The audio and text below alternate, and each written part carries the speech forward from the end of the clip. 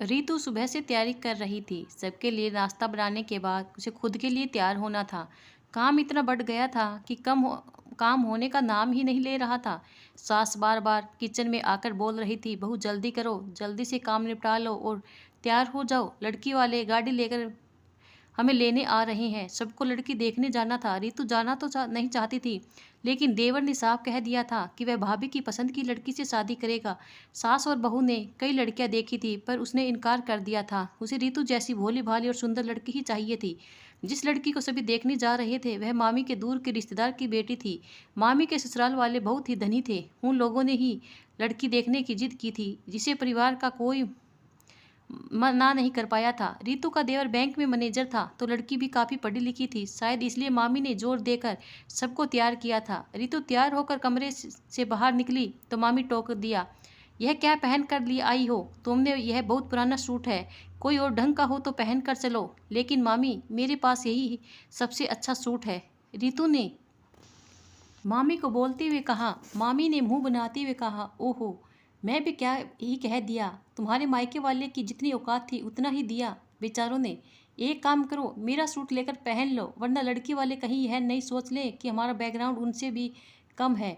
मामी की बात रितु के दिल में चुभ गई, लेकिन क्या बोलती। बड़ी मामी को उल्टा कर जवाब देना उसके संस्कार में नहीं था। मन मोहस कर उसने मामी की दी हुई सूट पहन लिया।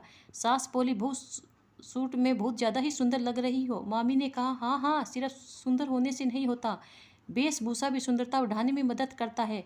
चलो सब जल्दी। गाड़ी बाहर आकर खड़ी हो गई। इस तरह ताने रितु ने अनेकों बार सुने थे, पर कभी कोई उल्टा जवाब नहीं देती थी। शहर में एक महंगी होटल में लड़की देखने की व्यवस्था लड़की वालों ने की थी। लड़की तो सामान्य थी, नए नक्श भी उतनी तीखी नहीं थे, लेकिन उनके खातिरदारी और तैयारी के चकाचौंध ने सभी ने लड़की पसंद कर ली। लड़की के पिता ने बिन मांगे ही विदाई के उपहार का ढेर लगा दिया। सब लड़की वालों की जय जय कर रहे थे। रितु आश्चर्य में पड़ गई थी कि सुंदरता की कसौटी आज बदल कैसे गई। खैर, उसे क्या, जब सब खुश थे तो उससे परेशान होने की कोई आवश्यकता नहीं थी। सब लोग जब लौटकर घर आए तो रितु ने देवर ने पूछा, भाभी लड़की ठीक ठाक थी न? जब आप पसंद करके आई है तो लड़की आपकी ही तरह सुंदर होगी ना? रितु कुछ नहीं बोल पाई, सिर्फ मुस्कुरा कर रह गई। कहीं ना कहीं उसे कुछ कचोट रहा था। पूरे घर वालों की पसंद को वह कैसे मना कर सकती थी? उसने सासू माँ से कहना चाहा था, पर उनका दो टूक का जवाब था, सुंदरता 4 दिन की होती है, बाद में धन दौलत से ही जीवन चलता है। रितु समझ गई थी कि सासू माँ का इशारा किसकी तरफ है। उसने आगे कुछ नहीं बोला। सबकी हाँ में हाँ मिलाना उसका काम रह गया था। शादी तय हो चुकी थी। घर में उल्लास था। घर की बड़ी बहू होने के नाते रितु पर ही पूरे घर की जिम्मेदारी थी। अभी तक सास ससुर की चाहती बहू रितु ही थी। वह फूले नहीं समाती थी। खुश होने का कारण भी था, उसे दिल से प्यार करते थे। कोई भी काम हो, रीति रिवाज निभाने की बात हो या किसी को लेन देन करना हो, सब पहले रितु से राय लेते थे। एक बहू को ससुराल में इससे बड़े समान और क्या चाहिए।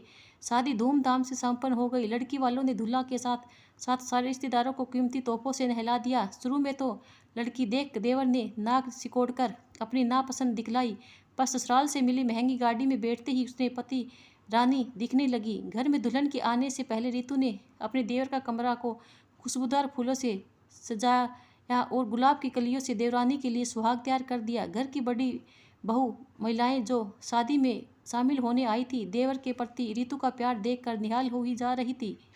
रितु की सास को बाहर बुलाकर ले आई ताकि वह भी रितु की कारीगरी देख सके। सबके मुंह से तारीफ सुन चुकी रितु के कारण सासू माँ के मुंह से तारीफ सुनने का व्याकुल हो रही थी। मामी ने कमरे में घुसते ही कहा, क्या स्नेहा, तुम्हारी छोटी बहू के लिए यही कोशिश तैयार हुई है? बेचारी का दम नहीं टूट जाएगा इस छोटे से कमरे में? तुम्हें पता है ना नए कि वह कहाँ से आ रही है? कुछ तो उसे स्टेटस का ख्याल रखती। ऐसे कमरे में तो उसके नौकर भी नहीं रहते होंगे। बूढ़ी दादी ने मामी को टोकते हुए कहा, अरे तो जो रहेगा उसी में इंतजाम होगा। दुल्हन के रहने के लिए अलग से थोड़ी न महल बन जाएंगे अभी के अभी। मामी अपने नंद का हाथ पकड़कर रितु के कमरे की ओर ले गई। पता नहीं क्या समझाया। कुछ देर बाद जाकर सासू माँ रितु से बोली, बहू इधर सुनो, देखो तुम्हारा कमरा बड़ा और हवादार है, तुम इसी कमरे को दुल्हन के लिए खाली कर सजा दो। माँ कि लेकिन क्या है, तुमको पता है ना कि छोटी बहू कितने बड़े घर की बेटी है, तो हम लोग उसके लायक इंतजाम करने पड़ेंगे। तुम्हें तो आदत है छोटे घर में रहने की, तुम अपना सामान इस कमरे में शिफ्ट कर लो, जल्दी करो, दुल्हन के आने वक्त हो रहा है। सासू माँ का व्यवहार अचानक से परिवर्तित हो गया था।